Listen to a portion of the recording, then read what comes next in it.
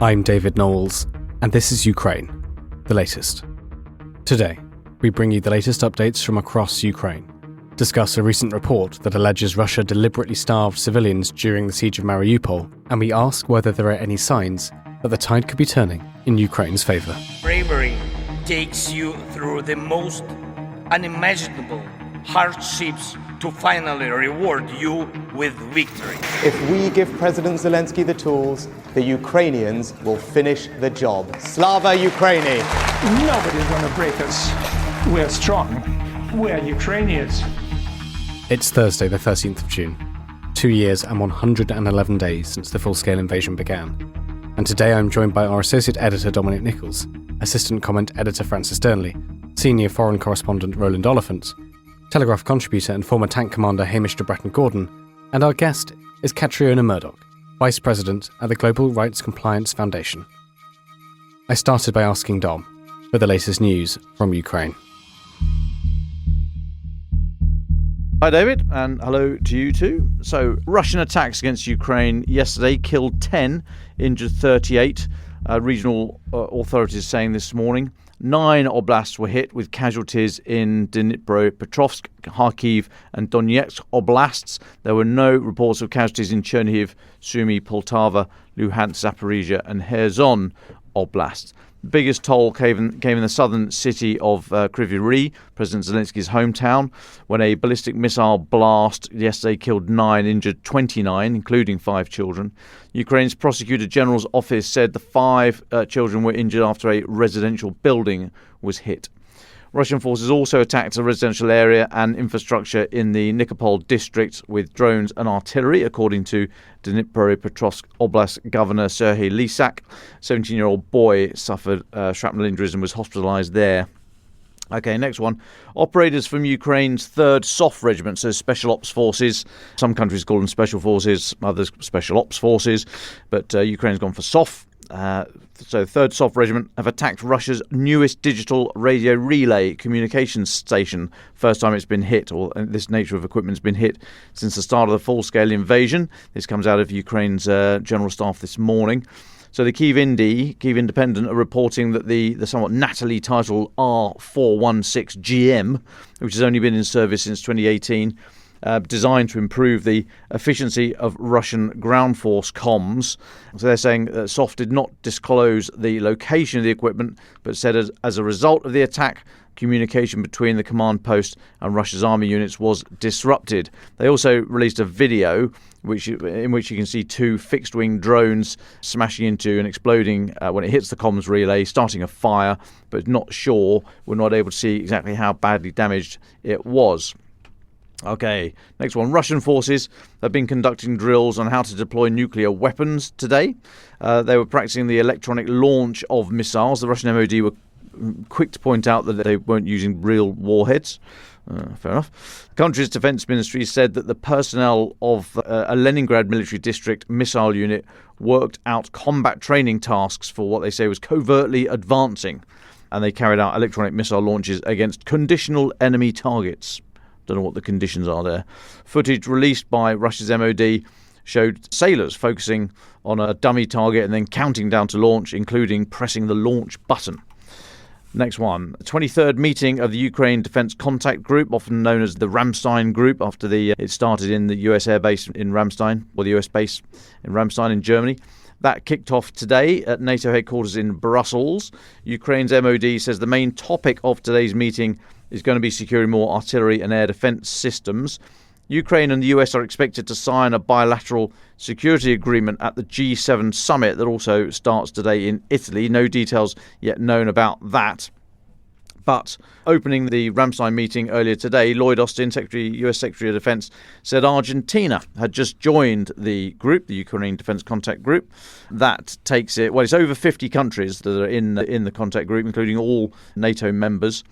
Argentina's Defence Minister Luis Petri is representing the country at the meeting, and Mr. Austin said, fortunately, support for Ukraine is growing and not waning. This follows Argentina's move in May to join the international coalition for the return of Ukrainian children abducted by Russia. The Kyiv Independent saying Argentina's President Javier Milei may visit Kyiv in June, making it the first visit by a South American leader to Ukraine since the outbreak of the full-scale invasion or full-scale war. Although Mr. Milei is currently focused on problems at home, riots have broken out today after his package of shock therapy laws narrowly won preliminary Senate approval late yesterday. You'll see images on the news of mass riots outside the Parliament building. But petrol bombs and all sorts going off there. And that's us up to date, David. Thank you very much, Dom. Francis, over to you. There's quite a few diplomatic and political updates to take us through. Where would you like to start? Well, thank you very much, David. Let's start with Rosbank, the universal bank in Russia, which will be known to many. Their website is down this morning, and it might seem a bit of a strange place to start, but customers can't log in, and multiple Russian banks this morning are preventing clients from doing the same because, allegedly, they don't have the liquidity to give clients their money due to, and this is the big story, new US sanctions. Some are positing that this might be the start of a Russian bank run. I wouldn't quite go that far, but it does speak to the fact that the new US sanctions, which I'll go into in a moment, are having an impact on the markets, despite the fact that Russia has been able to prepare for these for some time. I don't think it comes as an enormous shock to them.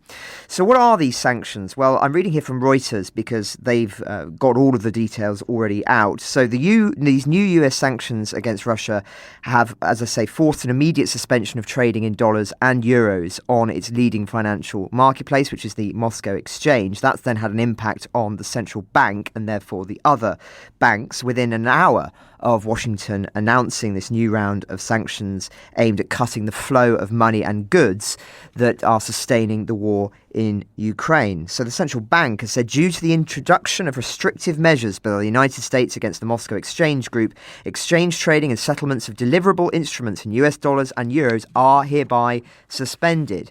And that move means that banks, companies and investors will no longer be able to trade either currency via a central exchange, which offers advantages in terms of liquidity, clearing and oversight, or indeed through certain other methods. Instead, they'll have to trade over the counter, where deals are conducted directly between two parties. So many, just for a little bit of context here, many Russians hold part of their savings in dollars or euros, which are because they're mindful of periodic crises in recent decades when the ruble has crashed in value. And the central bank is reassuring people that their deposits are secure, but it speaks to why this is leading to so much attention this morning in terms of economic analysis. Now, one person at large in a non-sanctioned Russian commodity has told Reuters, "We don't care, we have Chinese currency. Getting dollars and euros in Russia is practically impossible already." But nonetheless, this is clearly having quite a major impact. And the US Treasury has said that it is targeting the architecture of Russia's financial system, which has been reorientated to facilitate investment into its defense industry and acquisition of goods needed to further its aggression against Ukraine. Now, as I say, Russia's central bank has been bracing for such sanctions for around 2 years now. And another broker, indeed, is quoted by Reuters as saying this is bad, but expected news. The US Treasury has, as I say, announced this new range of sanctions. This is the most major one, but it's also introduced sanctions on over 300 entities and individuals aimed at cutting off Russia's access to products and services needed to sustain its military production. That includes dozens of Chinese components suppliers. As I discussed yesterday, this is the next big front in the economic war, which is trying to stop third parties from being able to continue supporting Russia. And this new range of sanctions is targeting third-party firms and entities, including dozens of suppliers of electronics in China, the Middle East, Africa, Europe, and the Caribbean. Now, many will be wondering why it's taken so long for such measures to be introduced when this was first being talked about over 2 years ago with regard to undermining Russia's financial architecture. But nonetheless, we're here now, and it does seem to be having an impact, although whether it will be something that's just a temporary blip that will last a few days or whether this will do some lasting damage remains to be seen. Of course, we've been burned before, but it will be interesting and one for us to follow, David, hence why I start there today. Well, thank you very much for talking us through that, Francis. There are other important diplomatic updates to go through. Again, what's been taking your eye? What should we know? Well, thanks. I'll be very brief. Let's turn then to the G7, which is a key player in these discussions. There's been a major development there too today, as its leaders have agreed to send Ukraine $50 billion by the end of the year, using, crucially, Russian assets frozen in Europe. The countries came to an agreement at last on Wednesday after significant pressure from the US, which has argued the profits from Russian assets should be used to secure loans for Kyiv. Long-term listeners will know, of course, this has been a huge cause of fissure in the alliance for Ukraine. Certain countries, particularly Germany, I think, was very cautious about this because of the precedent that it would set for their own investments in other countries, but nonetheless, this has now gone through. Separately, the US has said it would sign a security agreement with Kyiv to lock in American support for a decade, amid concerns, of course, about the impact of a second Trump presidency. Jake Sullivan, the White House National Security Advisor, said the US would be sending Russia a signal of our resolve by making sure that support will last long into the future. The agreement will include a commitment to working with the US Congress on funding Ukraine going forward, but will not commit to using American forces on the ground. It's part of a wider deal signed by 15 other countries now that pledging continued weapons shipments and training programs. It'll be very interesting when we get the fine details exactly how America proposes, or should I say the Biden administration specifically, proposes to make sure that this support for Ukraine is locked in and Trump-proofed, as it were, if indeed that is their intention. It's very difficult to Trump-proof anything, really, or any presidential person who comes in, but it seems to be rooted in some way with it being Congress that decides as opposed to the president. But one for us to discuss, I think, another time in more detail.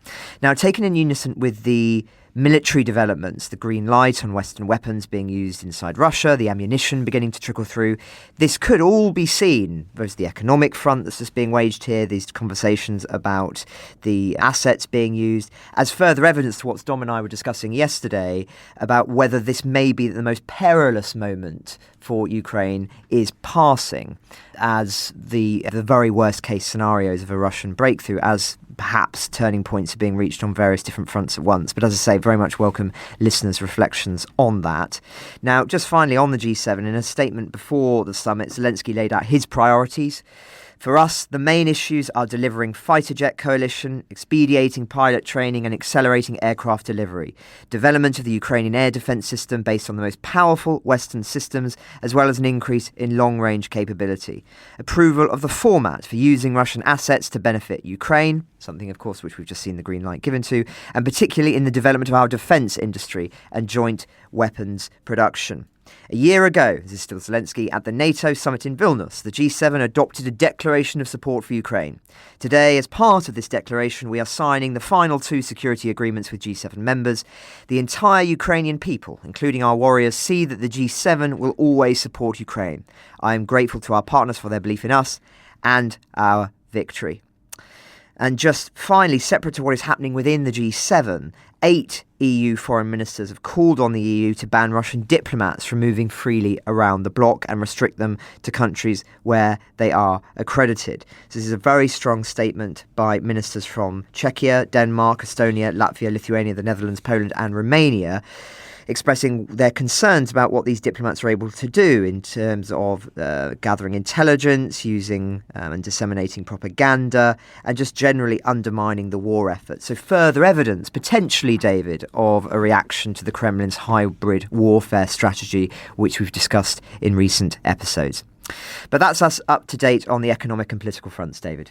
Well, thank you very much, Dom, Nicholls and Francis Dearnley, for all of that. Roland Oliphant, can I turn to you next? You've just published on the Telegraph website a news story about the siege of Mariupol and a report from an international legal foundation working with Ukrainian prosecutors on that siege. What did you find, Roland? Right, so this is a report that's been published by Global Rights Compliance. That's a Dutch-based international legal foundation. Just to give you the... I'm sorry, I'm so slow today. The basic facts. They have a unit called the Starvation Mobile Justice Team. That in turn is part of something called the Atrocity Crimes Advisory Group. That is a UK, EU and US sponsored vehicle which was set up in 2022 to assist the Ukrainian prosecutor's office with investigating war crimes. So that's who's paying for this. This is how it's come out. Now, the top headline from this report is that they believe that they found, I'll give you the quote straight away from the top, reasonable grounds to believe that Russian and affiliated forces intentionally used starvation of civilians in Mariupol as a method of warfare to both accelerate the surrender of Ukrainian armed forces and capture the city of Mariupol and its environs. This is, I mean, it's obviously significant in terms of this particular war and in terms of the potential for prosecution of Russian war crimes at some point in future. It's also got broader significance because the war crime of starvation has never actually been prosecuted. This would be it's quite a test case, really. So we'll come back to that in a second. So the details, they say they looked at over a year.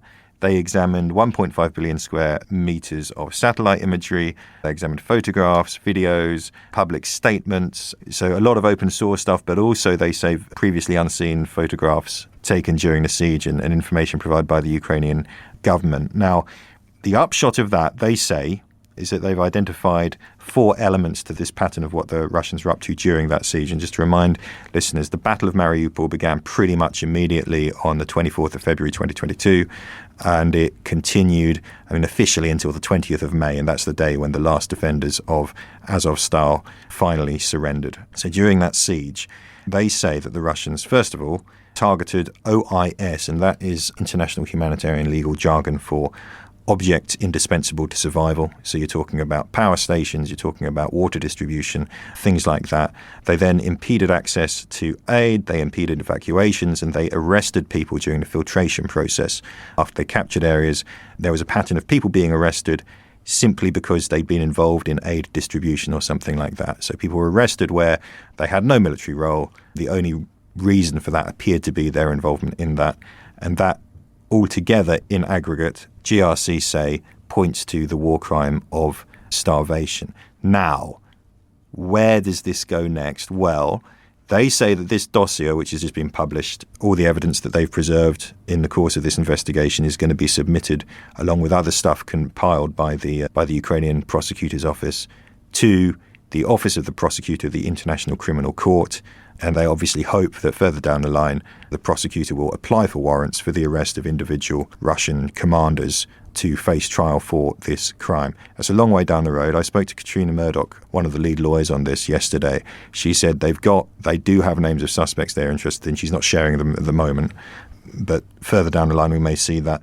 Whether or not these people are ever actually arrested or brought to trial, we know that international humanitarian law moves very slowly.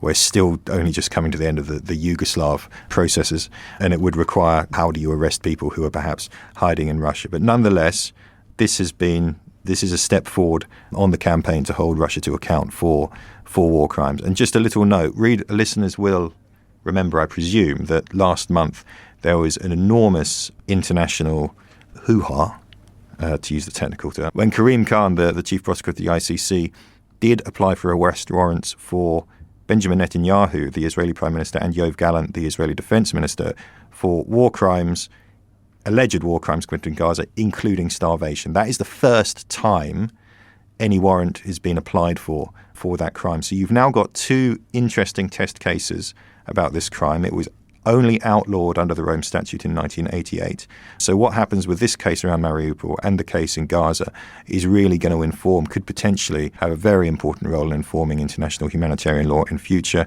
I'm going to stop there because if you hang around later on the podcast version, hopefully you're going to be able to hear my interview with Catriona Murdoch, who lays out how they conducted this investigation, and also she talks very interestingly about the wider implications for humanitarian law.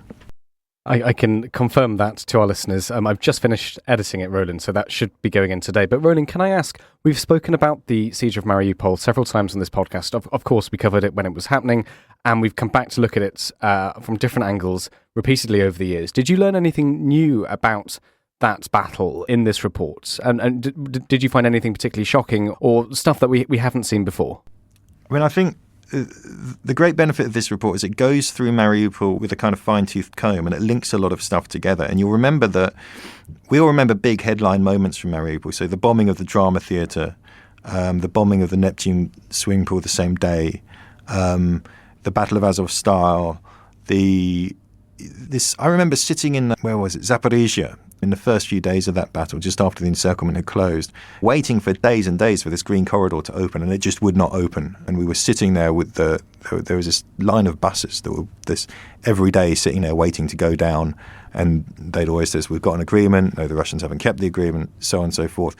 This report brings all of that together in quite comprehensive detail and makes the case that all of that and the immense destruction of Mariupol. So remember, when Mariupol finally fell, the city government, who were by that point in exile, I think said about 15,000 people they said had died. I don't have the number immediately in front of me, but the city was basically destroyed in large part. Huge numbers of people died.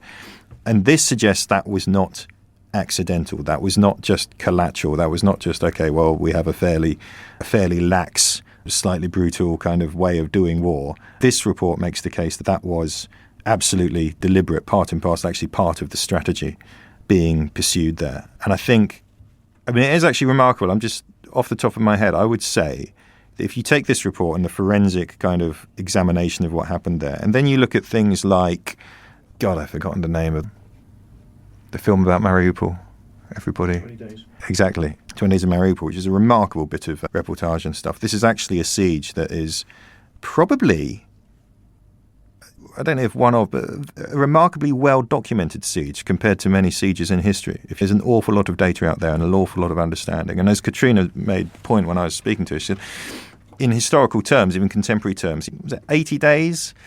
That's quite a short siege. So it's quite a compact kind of period of time in which to identify and see these patterns. Absolutely. Well, thank you very much, Roland. Well, before we come, I know there's one more update from Dom, but let's go to Hamish, de Bretton, Gordon. Hamish, Francis earlier in his update did raise this idea that with the steady arrival of Western aid, with the releasing of the American permission for the Ukrainians to strike at least a little bit into Russia, that potentially, and again, I'm just trying to caveat this as much as possible, potentially the moment of the greatest peril may be behind us. You've been thinking about this as well. Can you talk us through your thoughts and your conclusions? Yes, absolutely. Good afternoon, everybody, and always a delight to be in Telegraph Towers. And I don't want to eat any of Francis's sandwiches. He was very much covering the strategic sort of level. The piece I wrote yesterday was very much looking at the operational and tactical implications at what could happen here. And I think if you use the soccer analogy, with a nod to the Euros, of course, Ukraine has been defending with just the goalkeeper, whereas Russia has been attacking with a full team plus substitutes. And that has really constrained them. So from a military perspective, the ability that Ukraine can now attack into to 400 kilometers into Russia in certain areas, and I was at the Ukraine embassy with the defense attaché this morning, and I'll cover that a little bit more later. But, he wanted to emphasize this is still quite constrained. This is not across the whole area. But I think it's hugely significant because in that area and all around where Russia borders Ukraine, 400 kilometers in depth is where all the kit is. It's where they form up their troops. It's where the major airfields are. It's where ammunition dumps are, the major command and control nubs, and the tactical nuclear weapons. I'll just come back to those in a minute. I think really significantly, when you look at some of the things that they've done over the last few days, it does point that this might be an inflection point. I'd say might, because I don't think we want to start getting the bunting out. But the fact that a Ukrainian aircraft attacked a command node deep into Russia and an ammunition dump, to me, starts to whiff of what we call air parity. Now, we talked a lot about freedom of manoeuvre. Dom and I have spoken often about freedom of manoeuvre on the ground of troops. One of the key things that you need is ideally air superiority. And the lack of air power from Ukraine has really hampered a lot of their ground operations.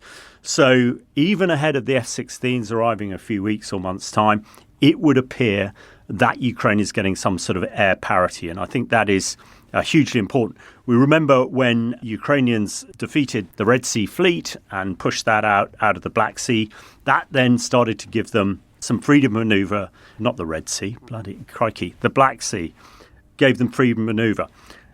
If the Ukrainians are going to start moving forward, they need to have freedom of manoeuvre, those ground forces. And absolutely key to that is freedom of manoeuvre, is air parity, ideally sort of air superiority. I think the other thing it screams out at, I know you guys talked on the pod earlier the week about the S-57 that was taken out and some other Mark bits of kit. Well, where is their air defence? If they can't protect these Mark pieces of kit, then surely something is going wrong. And I'll come on to the nuclear bit. Over the weekend, there was a piece in the paper of Putin ranting that Europe wasn't ready for nuclear war.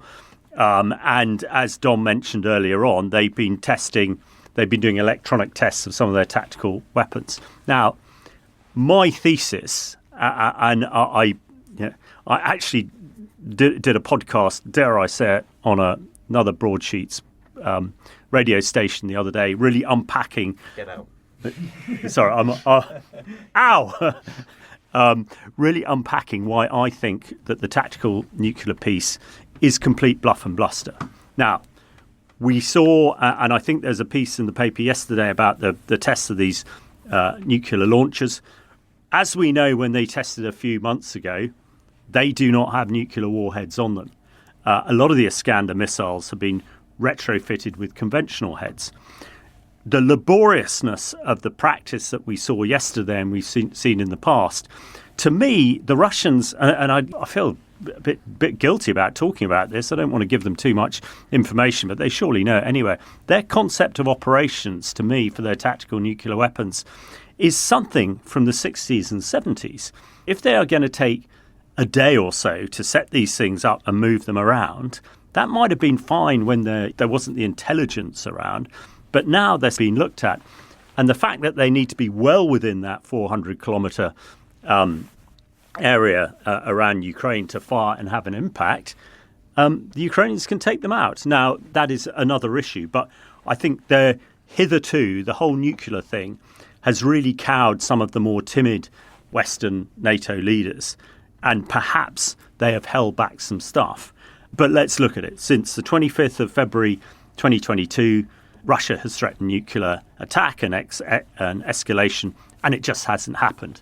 And I actually think that these nuclear weapons are completely unusable. So I think that is something that should look at. So is this the inflection point? Is it a turning point?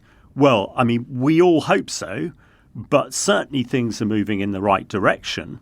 And the final bit on the command and control piece, Dom and I talk about mission command quite a lot. This is where soldiers are given a mission, and if they have no more direction, they just get on and they do what they think their commanders are going to do. Now, mission command doesn't happen in the Russian army, in the Russian military. Basically, it is all driven by direct command. So if you lose your commanders, the rabble, the Russian soldiers, who we know only have a few weeks training, really don't have the experience to get on and do anything effectively.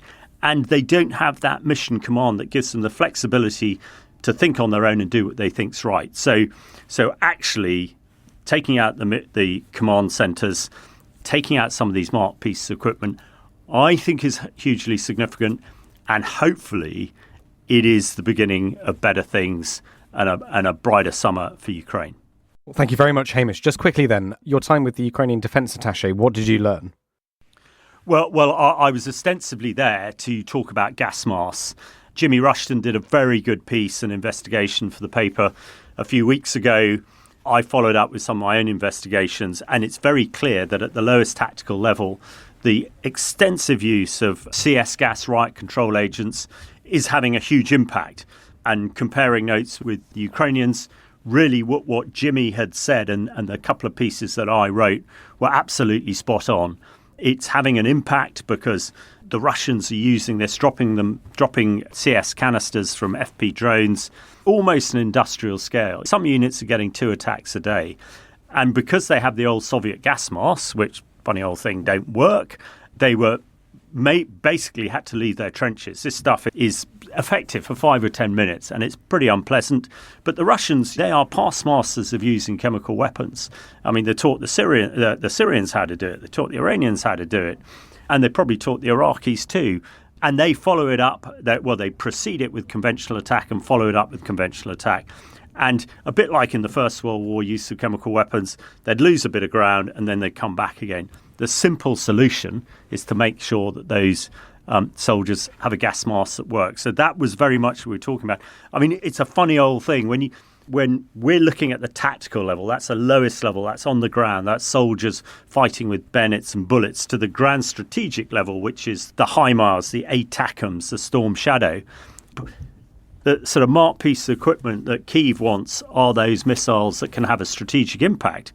But if you go down to Kramatorsk with the 82nd or the Presidential Guard in Lyman, the people there want gas masks. So that is the thing. So I think we're moving forward there, but I will certainly keep everybody posted on how we're going on that one. And I know that the DA is very keen to join the pod at some time, but like any official military person, he says the paperwork and the time to get it done, start now if you want to speak to him next month. Oh, we will. Thank you very much, Hamish. Dom, let's come back to you briefly then, before we go to our final thoughts. Dom, you had some updates from time spent, am I right in saying, the Estonian embassy? Yeah, so yesterday I was in Estonia's embassy here in London to meet the Foreign Affairs Secretary General. So not the Foreign Affairs, not the Foreign Minister, but one of the senior officials in the Foreign Ministry there, Jonathan Vaseviov. Now, he made his country's position very clear on the war. In case there's any doubt, I'll read some of his quotes directly just to make it absolutely clear. He said, if we allow it to become the norm that some countries' sovereignty in Europe is limited in terms of what they can do because their neighbours object to certain elements of their domestic policies or foreign policies, then we're opening a Pandora's box that Europeans should know better not to open, because then the box will be open for all of us. An era of great powers deciding over the heads of smaller states what they can or cannot do, or where the spheres of influence in this continent are, will lead to further conflict and instability. We will all be damaged, the small ones before the big ones, but the catastrophe will come and reach all of us. So I thought it was a very clear outline of what it was said his stall out early. It was that the whole thing was just a good sort of temperature test of where we are really on the political side of this war. He said Putin right now has only two major assets at his disposal, Russia's nuclear deterrent and the country's energy export capability. But both of those, in relative terms to the West, are weakening, he said. He said Putin is desperate for Russia to be seen as a major world player and to have a seat at the table, as he put it, for where global issues are decided. But said the hand he's playing is exceptionally weak and getting weaker. He said there's really no reason for a country of 140 million people with almost no economy to get a seat at the table where the norms and rules of the new international world are being discussed. Because his hand is so weak is exactly the reason he so desperately wants to be at the table. Now, he said, what we were talking about, this issue about seizing Russian assets and using Russian assets, which I think is going to be one of the major areas of focus for the G7 meeting that kicks off today. He said Estonia's position is that the benefits of confiscating Russian assets far outweigh the risks, although he didn't discount that there are significant risks. He said the way to do it without undermining the rule of law and acting, as he said, like highway robbers is by directly tying the value of the confiscated assets to reconstruction projects as down payments, he said, for the compensation that Russia would have to be held accountable for down the road.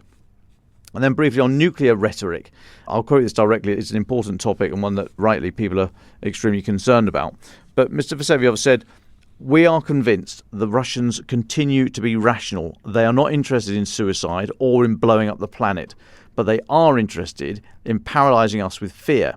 Every time we demonstrate that could actually work, every time we talk about escalation concerns or escalation management, every time we hint to the Russians that the use of fear might actually work, we incentivize them to use it more.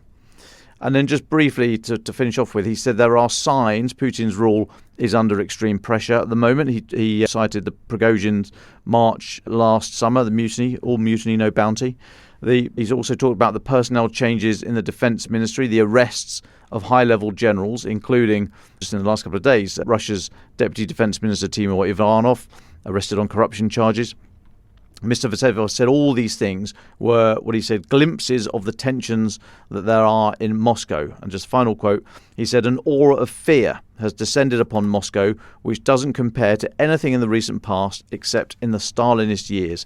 These are all examples of the whole regime being under intense pressure.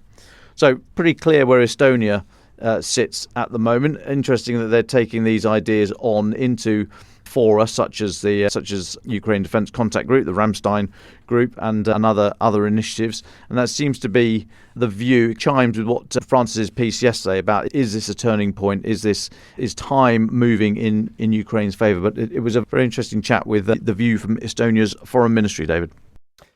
Well, thank you very much, Dom. Let's move now then to our final thoughts. Francis Dearnley, would you like to go first?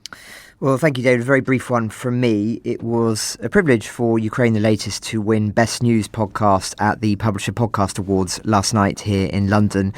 A huge thank you to all of our listeners who have stuck with us over the past 2 years. We obviously don't do it for accolades, but it's pleasing to win, as it underlines that Ukraine is not yesterday's story, but remains the story, certainly as far as we and our listeners are concerned. It's our honour to keep reporting. Thank you to everyone at The Telegraph, Roland, of course, Joe Barnes and other regulars, and as well as our producers, Giles Gear and Louisa Wells, who've been with us ever since the very beginning. It's a team effort getting this out every day, and we include you, our listeners, in that. Your loyalty and feedback is invaluable. And if we could respond to each of your emails and messages individually, believe me, we would. But it does feel like together we've built a great global community on the podcast, and we certainly don't take that for granted. So thank you all very much, again, from all of us. Thank you very much, Francis. Dom Nicholls, would you like to go next?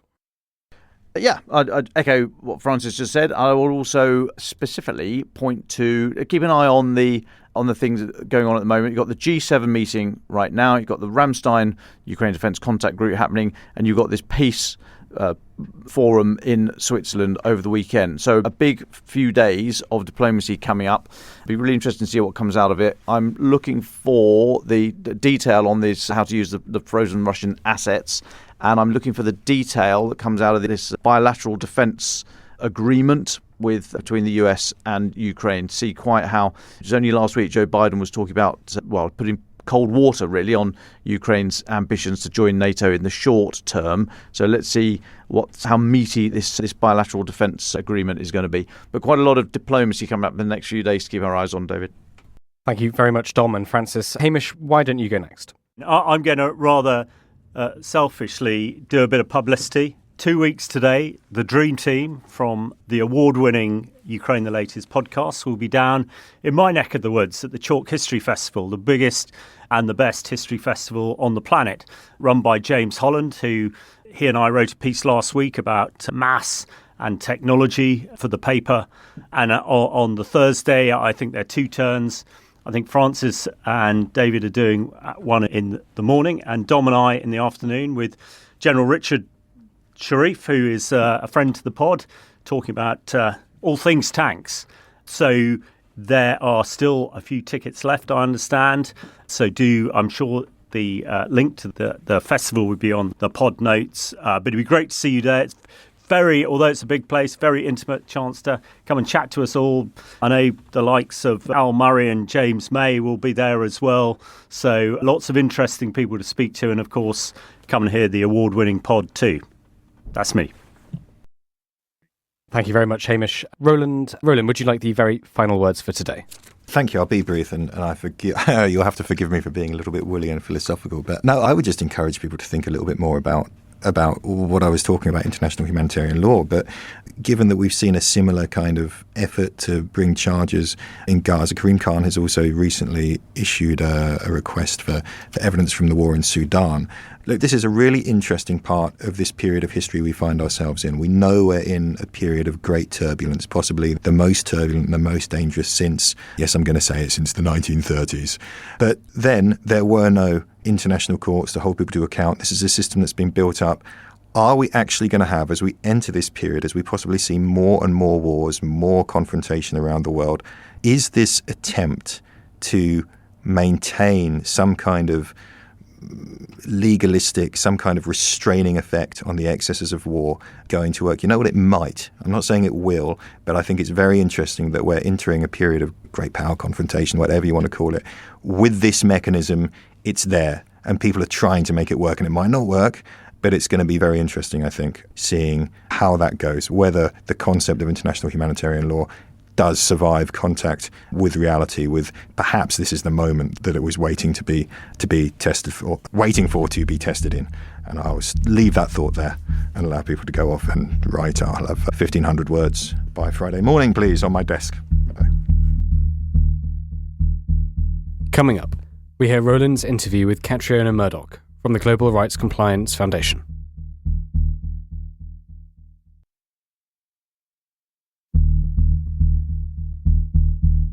Thank you so much, Dom, Francis, Hamish and Roland. Well, as promised, here's Roland Oliphant's interview with Catriona Murdoch from the Global Rights Compliance Foundation. I'm joined now by Catriona Murdoch, who is a British barrister in charge of something called Global Rights Compliance. Catriona, why don't you begin by just introducing yourself quickly to our listeners so we know who we're talking? Sure. So I'm definitely not in charge. I'm a British barrister, and I'm the Vice President of Global Rights Compliance. Right. And you are the author or the co-author of this new 76-page report, which is published today. That's Thursday,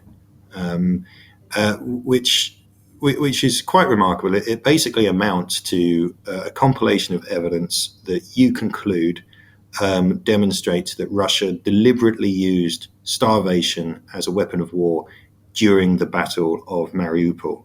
Now, this is that's in the news anyway because of what's happening in Gaza at the moment. Could you talk us through just how you came to that conclusion? So it was a 12-month investigation, although we really were looking at Mariupol from the outset. And what we looked to do was to really try and move away from Mariupol being reduced to these sort of high-profile incidents, the drama theatre, the maternity hospital, amongst others. And so we wanted to see if, similar to some of the other sieges that we've analysed across Syria and other contexts, to see whether there was this pattern and whether there were phases of that siege, which was relatively short, particularly in comparison to some of the other sieges we've worked on. And to see whether through the destruction and the damage that was so widespread, whether there was a story that could be told, and whether beyond that there was a strategy that was at play. And so we used damage assessment mapping and created a bespoke algorithm. I say we, that was certainly our open source intelligence partners.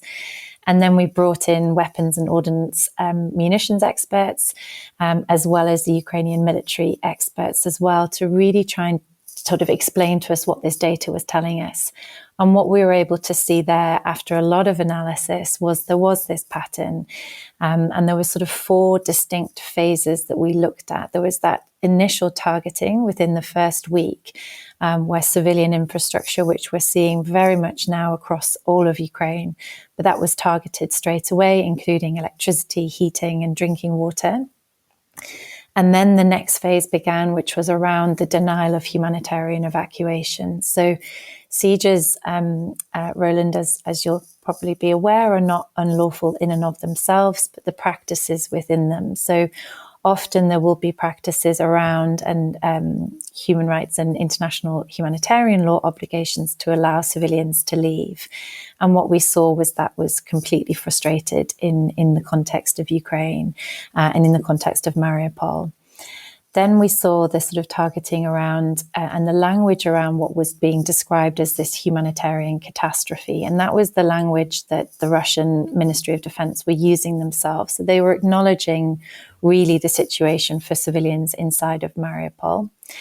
But then that was combined with a culmination of attacks on where these key locations were, where humanitarian access was being delivered, where food and water was being provided for, as well as shelter and the hospitals.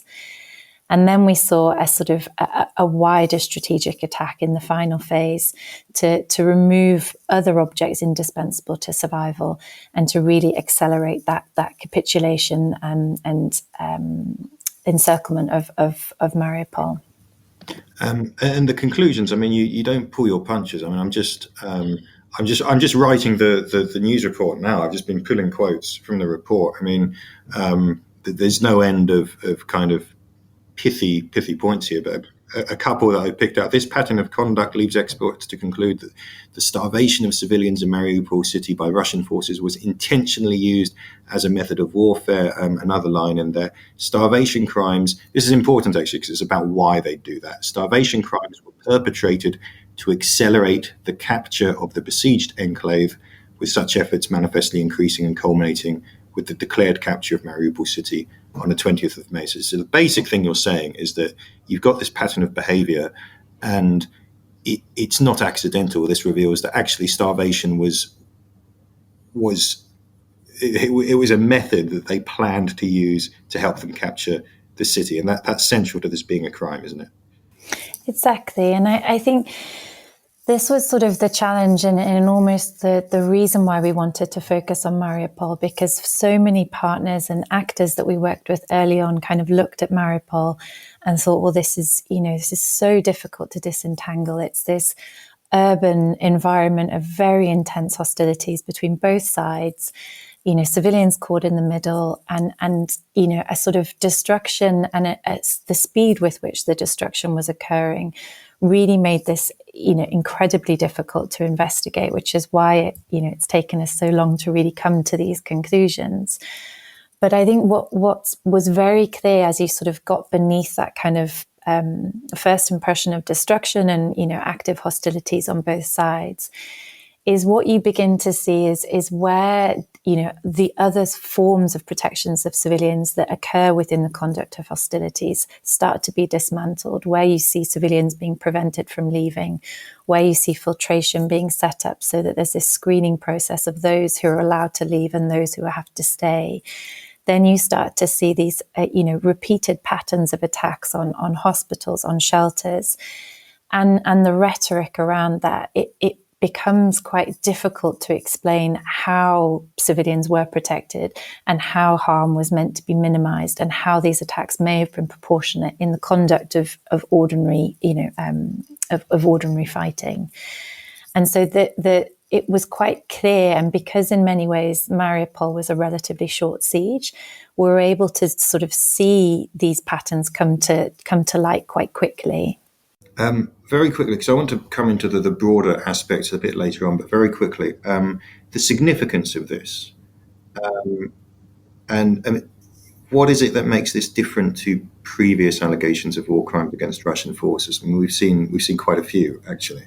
Yeah, thank you, Roland. It's a good question. I mean, so there's no current arrest warrant for the war crime of starvation in the context of Ukraine. What we saw in March was a really progressive step in terms of arrest warrants being sought and granted in terms of attacks on critical infrastructure, which is something that this report really focuses heavily on. But it's significant in that it's the first time that there has been this comprehensive investigation into the possible use of starvation as a war crime in Mariupol, and using this as this broader narrative to capture not just the siege and these isolated incidents, but the whole 85 days as it stands. And so the findings really, they analyze these attacks on civilians and objects and infrastructure as a pattern. And in the aggregate, where you look at these kind of isolated incidents, when you put them together and with associated violations across a number of different war crimes, then it becomes, as we've said in the report, it becomes difficult to see this not as a pattern and not as a deliberate strategy. And so its significance is it's the first time that it's framed it in that way. Early on, as we saw, the reports that came out in March when this was occurring about, civilians being forced to drink radiator water or melted puddles, you started to see some of that language, but almost in passing. It wasn't explored from a kind of analytical or from a forensic perspective. And it's significant in the sense that it accurately labels not just the criminality, but also the indignity. And this is something where the title came from in many ways. It was through a training that we were providing in February in Ukraine. And it was one of the Ukrainian police officers who actually indicated that this was really the point where the hope left. And it was that indignity of a city that had gone overnight to, near destruction, infrastructure gone, and really the ways and means that they were being forced to survive as that was being dismantled and destroyed in front of them. So I think it's that it's capturing that aspect, that human aspect, that we want to try and tell that story as well. So what's the next step? I just want to, for our listeners, to get the technicalities out of the way. Global Rights Compliance is an international legal foundation specializing in international humanitarian law. Correct me if I get anything wrong. And you are part of something called the Atrocity Crimes Advisory Group, which I believe is EU, UK, US funded. Exactly. And then the starvation component is funded by the Netherlands. Yeah. Right. And that group, the Atrocity Crimes Advisory Group, that was set up in 2022 to assist Ukrainian prosecutors with the investigation of war crimes. So the question is, what is the plan? What are you going to do with all this evidence, this dossier that you've compiled? Yeah, it's a good question. So there's a twin track really that we've been working on this particular project and in the context of Mariupol. In the case of Ukraine, in terms of domestic prosecution, so this information has been shared throughout with our Ukrainian counterparts in the Regional Prosecuting Office and the Office of the Prosecutor General in Kyiv. So they have all of this information and they have been instrumental in sharing information with us. For them, they would need to be satisfied to the requisite standard for them to issue a notice of suspicion. This is essentially a bit like the applications for arrest warrants that we've seen on the international level. It's a procedural step that they would need to take that would notify the individual that they believe that there's a criminal offence that has occurred, and listing out the perpetrators and the individual crimes in question. And then at that point, that person would be formally accused. Of course, in Ukraine, they would need to apprehend the perpetrator and a trial would need to occur inside of Ukraine. So that would be the next steps there. Investigations are ongoing. We will continue to share any further information that we receive or analyse. But I do really want to just express, as we have done in the report, that the Ukrainian prosecution are really interested in witnesses coming forward for crimes occurring across, of course, inside the siege of Mariupol, but also more broadly across the region. They are looking to take statements. They're looking to further their own investigations and case building. And so, as we have placed in the report, we would really encourage people to come forward if you have information, whether that's witness testimony or whether that is photographic or documentary. And then on the international stage, for example, before the International Criminal Court, as you know, there is an open investigation. We saw those arrest warrants in March relating to critical infrastructure. In the context of Mariupol, for this report and for the information, again, this has been shared already with the International Criminal Court. Fresh warrants would need to be sought, arrest warrants for these particular crimes, or the arrest warrants that we saw in March deal with a different time period. It's October 2022 to March 22. But there really are countless ways in which the siege of Mariupol constitutes these violations of international humanitarian law and international criminal law. And so they have at their disposal a suite of crimes that they could pursue an arrest warrant for. As I said, in March, this was for critical infrastructure, but also inhumane acts, which was the first time that crimes against humanity had been sought, arrest warrants had been sought for that in the context of Ukraine. So again, I think for the International Criminal Court, the next steps there would be over to them to process this information and whether it falls within their current investigation. Right. Okay. So this is going to be submitted to the Office of the Prosecutor at the ICC. So the information, the report has already been shared. The underlying intelligence reports will be shared separately. And then we have in January a formal Article 54 communication that will be combining both the Mariupol investigations and other lines of inquiry into a single communication. And the ICC, as we know, or as I know, because I've been dealing with this on several news stories, and also, I suppose, domestically, it doesn't prosecute states. It's not going to prosecute Russia. It will prosecute individuals. So the next question is: have you identified any individuals? Are there names that you have on a list of commanders whose arrest you might seek in connection with this crime? Yeah, so we've identified specific Russian and pro-Russian military units which appear to be involved directly or indirectly in support of specific attacks within the siege of Mariupol.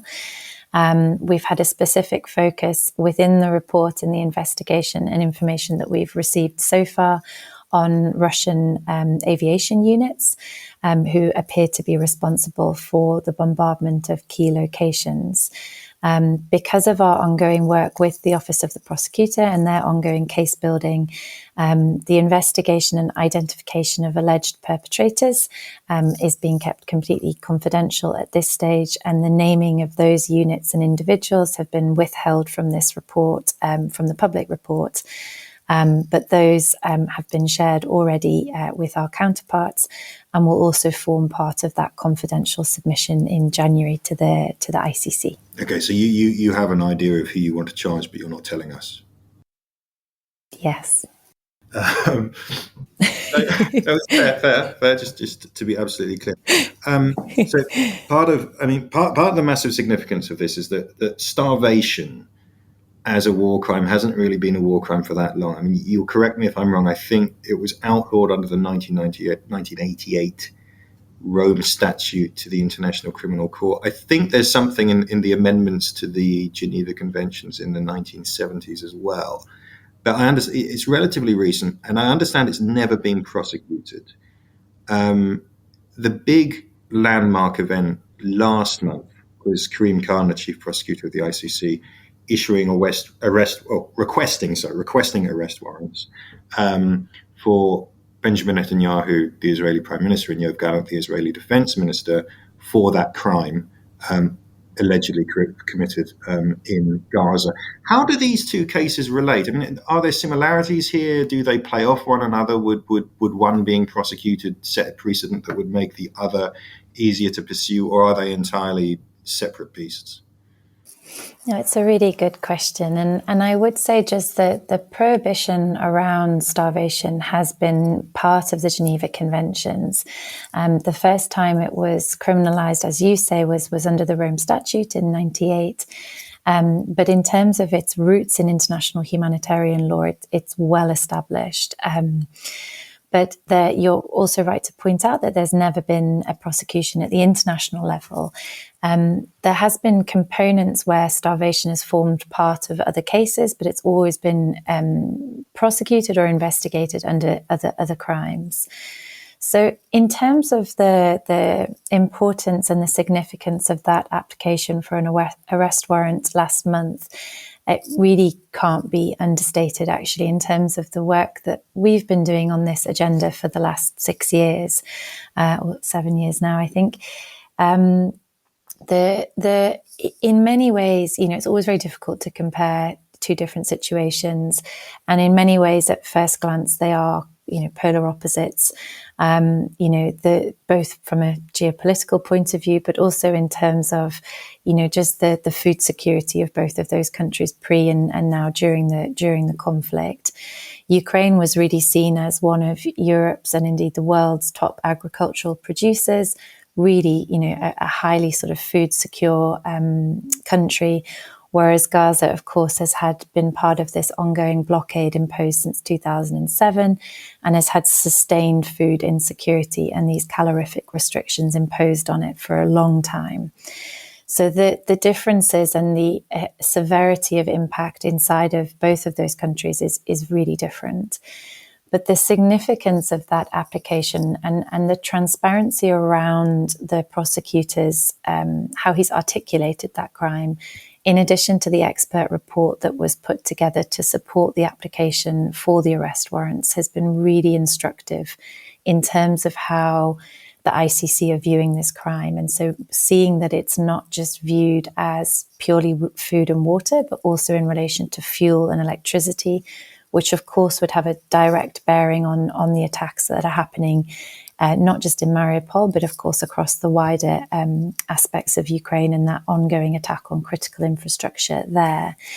It was an incredibly significant moment to see that being called for the first time. And certainly I think if those arrest warrants are granted, and then if there were to be a trial, it would be really helpful in, as you say, in offering some form of precedent, in being able to identify the contours of this crime and how it would be prosecuted. It's something that we as an organisation have been speculating and writing and analysing and working with our prosecutorial partners over the last number of years.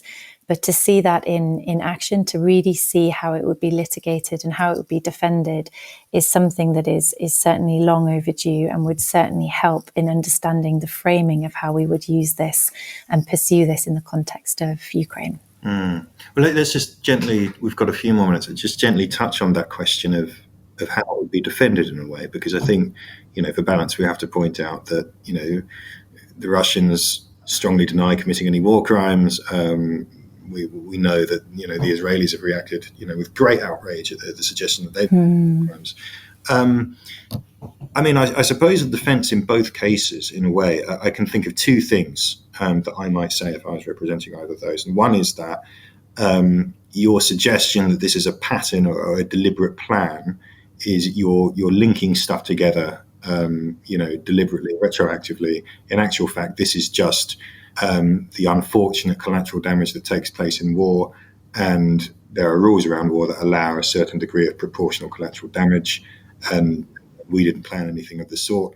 And I suppose the other thing, which is slightly broader, which is that you started off in this conversation actually saying, like, sieges themselves are not in and of themselves illegal, right? Yeah.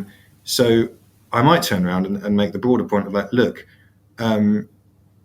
what you're suggesting, the rules you're imposing, are basically making war fighting impractical and impossible, and that's not realistic. So the first one, I suppose, is quite a specific kind of case-by-case defence. The second one's a broader point about whether this stuff is really enforceable. Could you give me your thoughts on that? So in terms of kind of defence perspectives and how you would piece this together, and I spent a long time on the defence, so it's constantly in my thoughts how I would respond to this if I was representing somebody from the other side. And I think the challenge around this is, and with this particular crime, is that it's a specific intent crime. So it means that the intent is more important than the consequence or the conduct itself.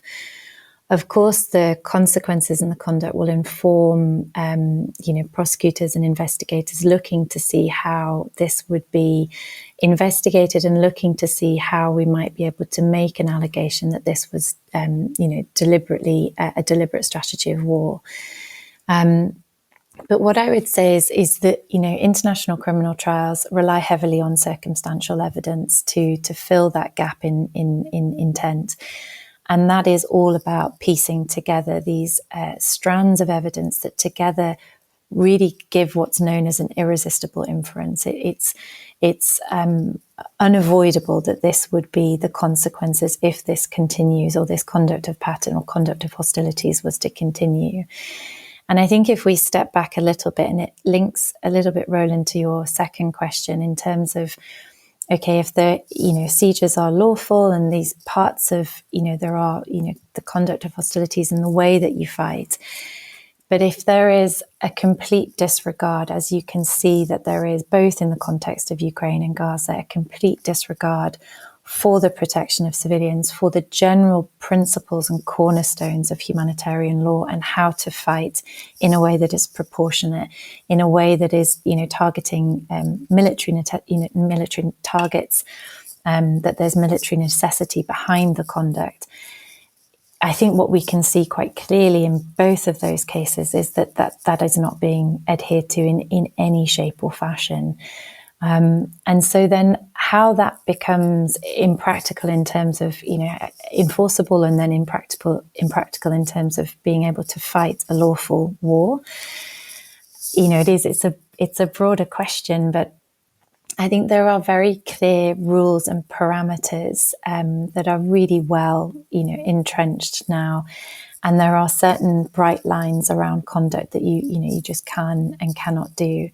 And I think what we can see time and time again with both of these contexts, and certainly in the context of Ukraine and this report in Mariupol, is that the basic fundamentals around international humanitarian law are being, flagrantly disregarded. And so I think that's where it becomes easier for prosecutors to be able to start to piece together a case which shows that, that there was an intention behind this, that this wasn't just collateral damage, but actually the timing and manner and pattern of these attacks show that this is not something that was just accidental or a byproduct. And that really is kind of part and parcel of the piece of work that we've been doing around this, because for so long, there's been this assumption that starvation and these types of crimes just occur. It is a byproduct. It's not something that's desired or intended. And I think when you drill down into the detail, you can see that actually it is more of a pattern in some of these situations than first appears. What's the point of doing this if you're probably not ever going to get anyone in jail?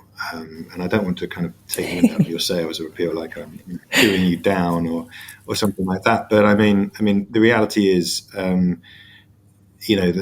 has to be a procedure to get an arrest warrant. Someone might be named. Russia is not even a signatory to the ICC. The chances of them being handed over or arrested are, I think you probably agree, very, very low. What's the point of doing this if the chances of actually getting hold of the people responsible and putting them in jail are very distant? I mean, I would probably slightly disagree that they're as distant as that. I think the political will and the infrastructure of support around Ukraine is something that is different and would lend itself to more optimism potentially than you've outlined. And I think international criminal law moves really slowly, right? So, I mean, we're only just finishing the Yugoslavia cases, however many years since that conflict ended. And so I think there is, this is something that's not going to happen in the next 5-7 years potentially, but it could beyond that. And so I think beyond the sort of ever the optimist approach is that I think there's a really important truth-telling component here, that for those that are suffering this indignity, that are being killed or loved ones being killed or being forced to live in a way that is inhuman, it's important that that is recognised through reports like this, through media coverage like this, so that it isn't seen as something that is just permitted, that is allowed to just occur in the context of conflicts that are entirely unlawful in the context of both Gaza and Ukraine. So I think there's a real important point about it's alleviating the shame and indignity and calling out this behaviour, so that the individuals who are impacted are able to see that this is something that is recognised as an international crime or a human rights violation. Catriona, thank you very much. And we've got 60 seconds. I just want to throw one more thing at you. It's just occurred to me. What about impartiality?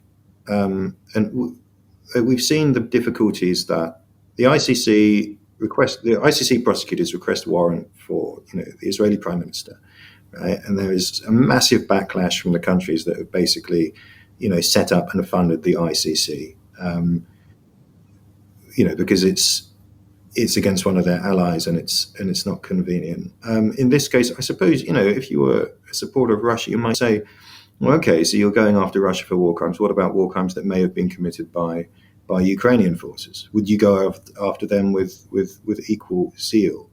Can there ever really be, true judicial impartiality in, the prosecution of war crimes and international humanitarian law? Or is it always doomed to basically be, or to be seen as an extension of, of geopolitics, of alliances, of the sympathies of states and things like that? I mean, I think there can be, and I think that's where the role of the judges and the defence and the right to a fair trial, and to have that, to have a fair defence be put forward. There is your opportunity to counteract any suggestions of impartiality or bias in terms of the way that cases are being investigated or situations are being selected. I think I would also say that, the prosecutors at the ICC and in most jurisdictions that I know of, certainly in my jurisdiction, they're duty bound to process exculpatory information. So if they're coming across any information that would indicate, that crimes are being committed by the Ukrainian side, or that their crimes are not being committed by those that they're investigating, then they're duty bound to both explore that and to share that with the defence. So I think there are mechanisms around the trial and in the investigation that safeguard against impartiality. I think, the ICC has come under, a lot of criticism, rightly so, under the years in terms of the selection of its situations, it being primarily African conflicts that they have looked at. That is changing. And I think with this new prosecutor, the situations are being selected differently. And so I do believe that there are mechanisms and safeguards around ensuring that impartiality, if there is any, or bias, if there is any, can be countered effectively. Ukraine the Latest is an original podcast from The Telegraph. To stay on top of all of our Ukraine news, analysis and dispatches from the ground, subscribe to The Telegraph. You can get your first 3 months for just £1 at www.telegraph.co.uk/Ukraine the Latest. Or sign up to Dispatches, our world affairs newsletter which brings stories from our award-winning foreign correspondents straight to your inbox. We also have a Ukraine live blog on our website, where you can follow updates as they come in throughout the day, including insights from regular contributors to this podcast. You can listen to this conversation live at 1 p.m. London time each weekday on Twitter Spaces. Follow The Telegraph on Twitter so you don't miss it. To our listeners on YouTube, please note that due to issues beyond our control, there is sometimes a delay between broadcast and upload. So if you want to hear Ukraine the Latest as soon as it is released, do refer to the podcast apps. If you appreciated this podcast, please consider following Ukraine the Latest on your preferred podcast app. And, if you have a moment, leave a review, as it helps others find the show. You can also get in touch directly to ask questions or give comments by emailing ukrainepod@telegraph.co.uk. We do read every message. And you can contact us directly on Twitter. You can find our Twitter handles in the description for this episode. As ever, we are especially interested to hear where you are listening from around the world. Ukraine the Latest was produced by Giles Gear, and the executive producers are David Knowles and Louisa Wells.